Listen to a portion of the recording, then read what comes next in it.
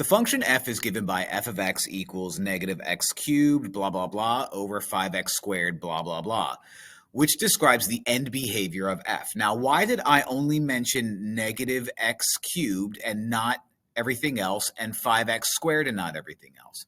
Well, whenever you're trying to find the end behavior, you only care about the leading terms in the numerator and the denominator, so everything else is just coincidental.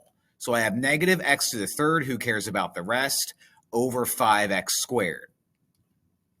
What I do now is I simplify the x values as much as I can, and that gives me negative x over 5.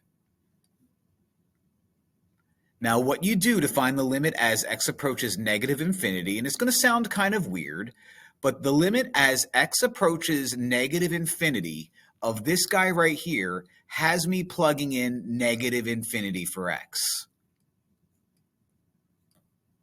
Negative infinity becomes positive infinity. Positive infinity divided by 5 is still positive infinity. So the limit as x approaches negative infinity is going to be positive infinity. So not you, and not you. Okay.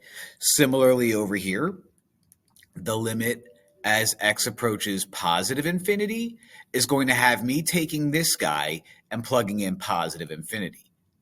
So negative positive infinity divided by 5 is going to be negative infinity, because negative infinity divided by 5 is negative infinity. So the limit as x approaches infinity of negative infinity is negative infinity.